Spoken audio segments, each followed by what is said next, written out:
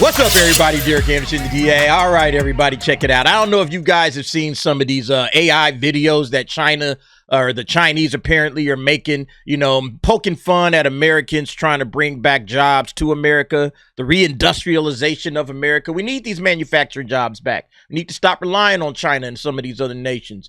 But yeah, here's what they think about you. When they hear that idea, they think of some big fat fucks basically making shit.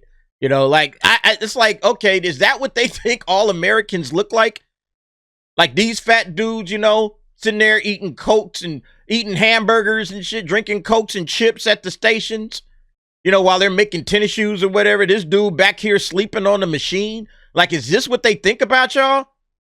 Like, yeah, man, like, you know, like I said before, you know, fuck China. All right. Not respectfully.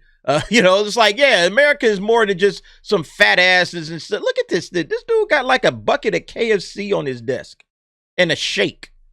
Oh, my God, man. Look, yeah, whatever. All right. It's good that the manufacturing jobs are coming back. All right. We need that. And there's some folks out there that need some work. Yeah, like these TV writers. OK, these TV writers. They need some work right now, ladies and gentlemen. We need to get these cats to work. Man, TV writing jobs fell 42% in the year after the Hollywood strikes, the WGA says. Yeah, this is on the wrap. And look, we called it back then. We said it was absolutely going to happen. You're going to lose your jobs. You're not gaining anything for yourselves except lost jobs. We said that this was going to be the outcome, is that there were going to be a lot of writer jobs that were lost after the strikes. Because it doesn't make sense to go on strike when your industry is already going through a downturn. You're already going through a downturn. You're adding fuel to the fire. You're making it easier for them to get rid of you. We said that during the strikes. I was like, imagine you going to your boss's office. All right. Like the boss is struggling. Like, man, how am I going to keep these lights on, man? It's getting harder and harder to keep these doors open. Ah, man, I don't know what we're going to do. And then you knocking on his door talking about, hey, boss, I need a raise. Yeah, I need a raise right now, boss, or I'm not coming back to work. You got to pay me. It's like, bro, do you not see what's happening here? It's like, I'm paying off credit cards with other credit cards. Like, what are you talking about? But yet, that's what they decided to do. They went on strike. This is the finding out phase. All right. This is what we were saying back then. You're going to find out. The Guild blamed the declines on cord cutting, a pullback in streaming series, and studios' prolonged unwillingness to resolve the 2023 strikes. Well, again, this was part of the problem. Before the strikes, there was cord cutting. There was a pullback in streaming series. So again, while the studios are dealing with that, you're calling it a prolonged unwillingness. It's like, bro, we already struggling. I'm not caping for the studios, but it's like, that's the reality of the business. We were already in this mix. Why are y'all adding fuel to the fire? Y'all should be trying to keep your heads down. And hey, man, let's save as many jobs as we can. All right, let's just keep quiet. Let's see what happens. But we just going to kind of just keep our heads down and get to work harder, write better. That's what their focus should have been on. We need to write better series. We need to do a better job with the material that we're given, adapting, especially when you're adapting some of these big blockbusters. Like the blockbuster television series, that would have helped out a whole lot because that would have brought a lot of revenue in. It's like, all right, man, we can at least count on some of these big tentpole blockbuster type franchises to, you know, help us get through some of these rough patches. But no, we had to own the chuds. That was more important, right? Remember this? She-Hulk star loves how the show predicted toxic fan responses. We had to own the chuds, the toxic dude bros. We had to own the toxic dude bros. We did it, baby. Instead of trying to actually please the toxic dude bros that watch your shit, that watch Marvel, that watch Star Wars, that watch DC, watch these shows, instead of saying, you know what, that's the audience we need to appeal to. Let's give these guys what they want. No, instead of that, they decided, oh, you know, we got to own them. Ha, ha, ha, ha. Yeah, all right, good job. Congratulations, you played yourself. You love to see it, man. You hate to see it, but you love to see it. But yeah, let's go ahead and go through this article because now 42% less folks got jobs. Congrats, Jessica Gao and all the clowns over there at Marvel that decided that was a good idea. Despite resolving the 2023's Hollywood's writer strike, a new report from the Writers Guild of America reveals that jobs for its members have taken a major hit post-peak TV.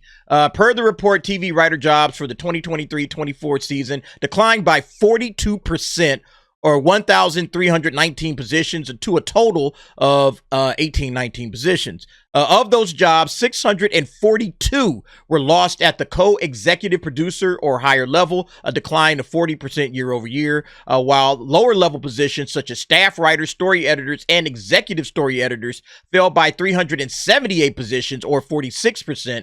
Mid-level positions from co-producers to consulting/supervisor producers declined by 42% or 299 positions. I'm going to tell y'all what happened, okay? I'm going to tell you guys what happened. These positions ended up getting shifted down into these positions. All right. So the executive producers and higher, they ended up becoming staff writers, story editors, and executive story editors. And then those other mid-level positions those guys ended up becoming co-producers, consulting and supervising producers, and so on and so forth. Everybody just took a pay cut and just dropped a level. All right. The people that was really asked out, the people was at the very bottom. And we said that then. The people at the very bottom, they ain't working now. Those are the ones that's going to be getting them jobs, manufacturing shoes and, data chips and all of that stuff. Learn the code now. They were the ones that was walking up and down on the hot ass sun on Sunset Boulevard. Those are the guys that we said, oh, y'all the first ones to go. Everybody else, they're going to secure their positions, all right? And yeah, there's going to be some declines, but yeah, these people are just going to shift into these jobs, and then they're going to boot these people out, and then these people are going to shift down into those jobs, so on and so forth. It happens at every business.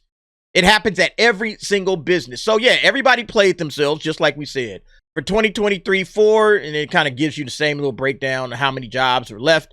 The WGA blamed the job declines on pay TV cord cutting, a massive run-up and then pullback in streaming series as Wall Street demands quicker streaming platform profits and studios' prolonged unwillingness to negotiate a fair trade in 2023. Again, you guys came to them right when things were at their hardest. You tried to hold some leverage over them.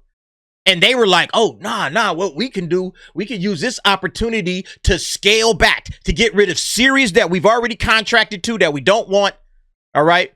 Those force majeure clauses, man, they were just throwing them joints out there left and right. Oh, my God, it's like an act of God that this strike has hit. It's like a hurricane or something, or a tornado just came in and wiped out the studio. It's like an act of God, so we can use our force majeure clauses to pull the plug on any series that we don't want to keep going. And that's what they did. And that's the majority of these lost jobs, I guarantee it. It was dumb. It was a stupid move. We said it then, we say it now. The WGA strike ran from May to September of 23. And then, the Directors Guild, the directors solved their shit up immediately. They said, nah, we're not going through this. Let's go ahead and just ink this deal up and we good, okay? They reached a deal with the media companies, actors with SAG and AFTRA, joined the writers on the picket line with its own strike that ran from July through November. See, all of these cats are now out of work.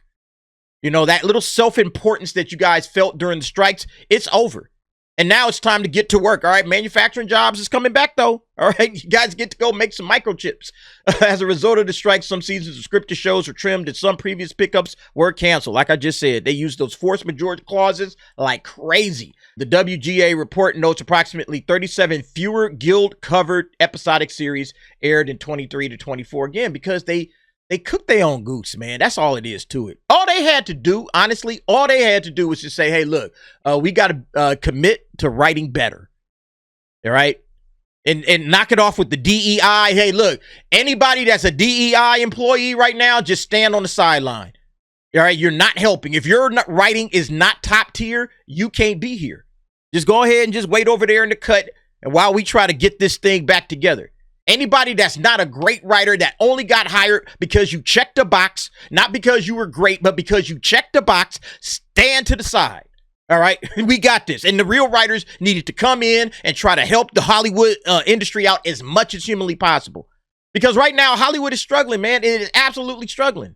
Yeah, I thought this was kind of interesting as well. This is on Straight Arrow News. Hollywood's production slowdown worsens as LA soundstage use hits a new low. Let's go ahead and listen to this. Hollywood may have the infrastructure, but more and more productions are packing up and heading out. A new report shows filming in California has been on a steady decline, hitting a historic low last year with no signs of improving. Sound stages, the soundproof buildings where movies, shows, and commercials are filmed, were nearly full from 2016 to 2022, with occupancy in the 90% range. But in 2024, that number dropped dropped to just 63%, according to Film LA's latest soundstage production report. What do y'all see here? All right.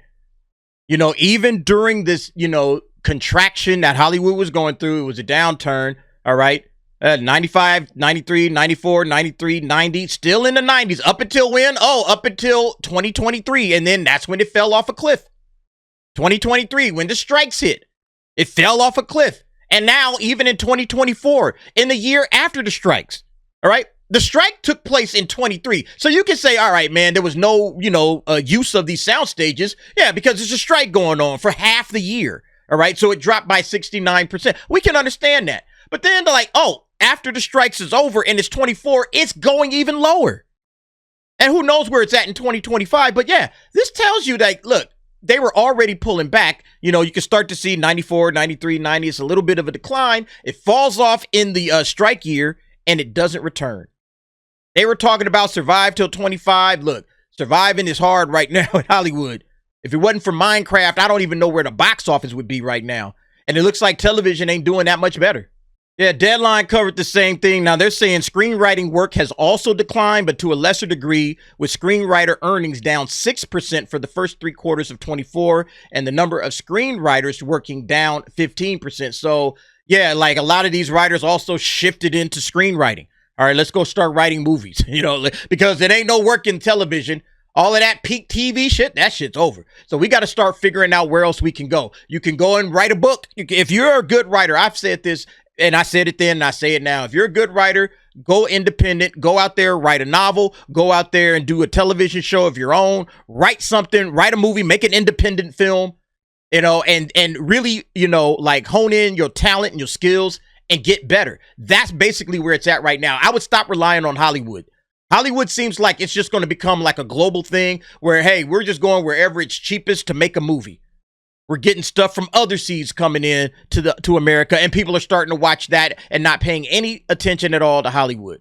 So I think film and all of that stuff is just going to go super global. If you have the writing talent, you should be able to go out there, ply your trade in the open marketplace and see what it is that you can get. Writing careers have always been difficult to access and sustain, but the contraction has made it especially challenging. We are all subject to the decisions of the companies that control this industry, who have pulled back spending on content based on the demands of Wall Street, compounding that the current administration seems intent on causing economic chaos and undermining our democracy and whatever. Look, you guys can sit up here and spin all of that bullshit all you want to, all right? But you are the ones that said this was a great idea to go on strike, WGA. You're the ones that said that. Yes, look what we have here, folks. We got some comments, probably from a lot of writers. Let's read. Yeah, this one is from Anonymous. All right, there's going to be a lot of Anonymouses in here, by the way. They say, notwithstanding the drop-off from peak TV, which everyone knew was unsustainable, the guild leadership has been hijacked by too many people with too little actual skin in the game, and the result is we've improved the facilities at base camp, but the mountain is no longer worth climbing. And now with AI on horizon, bruh, that's right, AI is coming. Oh, yeah, man. AI is putting all kinds of people out of work. Yeah, that's true. We're a bunch of candle makers in a factory arguing about how many of us are needed on the assembly line. And in the back office, the factory owner is meeting with Thomas Hess. And we are constantly, hopelessly being out-negotiated by the studios and the network. The guild has shown a consistent abject failure to realize what the downstream unintended consequences of any of the negotiations will be. Packaging, where did that money go that we were promised would come back to the writers, firing agents, mini rooms, staff minimums, residuals, and back-end participation. We've given it all away, managed to lose all our leverage to negotiate for the big stuff. See, that's it. He's saying what we've been saying. He's literally saying all the stuff we said last year or 2 years ago. That you guys are, you're going to win this battle, but you're going to lose the war. You're going to make some money now, but at the end of the day, you're losing work. Work that, like, lesser known writers could have used to kind of move their way up to the ladder and start becoming better writers, and you've lost it. The only people that benefited from this are the top dogs, the big dogs, all right? The Tony Gilroys. They're great, man. It's like, oh, yeah, I'm already a made man, and I know how to write. I don't need nothing. And those guys are going to be just fine. The showrunners, okay? The people that can get in and get a show put together and they got the confidence of the studios, those are the guys that are going to be just fine. It's all the unions. SAG is abysmal. They don't care about the rank and file. It's all lip service to pacify the members. But unions or guilds or whatever they want to call themselves to skirt actually doing something that resembles how unions should advocate for their members and would help their members is not reality. Remember all of that cheering for the unions? Go unions! Remember all of that stuff? The reality is much different when it's all said and done, when the dust settles. Man, we was saying all of this, man. It's too funny, dude. This guy here, man on moon, boo-hoo. Look what the WGA and SAG has done to the film industry due to their greed. Hundreds of thousands of crew out of work, large post houses closing, putting even more people out of work due to the strikes. Families losing their homes, and they complain that there's no work for them. Consequences. Yep. We called it, man. We called it. We said this all the way back when, okay? We said there were going to be some major consequences. Sadly, any writer who tried to warn that this would happen got shouted down as a scab. They really did. All right, and again, you can go back to all of them strike videos. We were reading through these deadline comments. There was a lot of writers saying, this is insane. Don't do it. Stop. And they said, nah, you a scab, bro. You a scab. Stand firm. Blah, blah, blah. All that crap. Yep. And here we are. Okay, 42% down. Did the WGA not realize this was coming down the pike during the strike? We did. There was a ton of YouTubers calling this out. It's like, oh, this is going to be the result. You're going to win the battle, but you're going to lose the war. And you're going to lose a lot of jobs. And now Hollywood productions are shifting overseas. Why? Well, because it's costly to do business in Hollywood. It's costly to run business in California. All right. I got another video coming up about that. Rob Lowe was just discussing this. You know, it's like, yo, this is insane. We are not seeing our sound stages getting filled up. Everybody is overseas now in Europe, you know, going overseas, going out of state, even to Georgia or to Kentucky and Tennessee and all kind of other places. Texas is trying to set something up. Nevada's trying to set something up. Ohio. Everybody's leaving California because, number one, California is already expensive to do business in. They don't have any tax incentives. And now on top of that, now it's going to cost me more money to hire a writer, a director, an actor. Man, forget it. I'm going to just go ahead and shoot this thing in Ireland. All right. We're going to get to that, man. But anyway, y'all let me know what y'all think about this situation, man. Bruh, it is absolutely crazy. If you don't like it, don't watch. Remember that? It's surprise Pikachu face. Look, we told y'all writers. We told everybody that would listen. And I'm somebody that has some writer friends. And I was even saying, bro, it's a bad thing to be going on strike right now. I'm just saying. And a couple of them understood it. They were like, yeah, it is bad to go on strike. I wouldn't do it either. But, you know, we got to stand union strong and all of that shit. Yep, here we are. Here we are, 42% down. All right. I feel bad for them. I really do. Okay. Kind of sucks, man. I hate seeing people out of work. But at the same time, you did it to yourselves, man. You did it to yourselves. Look, going forward, write better. Get the woke and the DEI out of your industry. Get it out now. Here's the advice. Same advice we've been giving for the last couple of years. Stop going on strike when you don't have any damn leverage, when all Hollywood's going to do is just pull the plug on your industry. And man, we'll just go make something else. You know, we'll just go to Europe, we'll go to, you know, Asia. We'll go somewhere else and we'll just shoot there where everything is cheap. Man, anyway, y'all let me know what y'all think about this situation. It's sad, but it is what it is. But you guys go ahead, jump down in the comments, give me your thoughts and opinions on that. Thanks for watching. See you next time.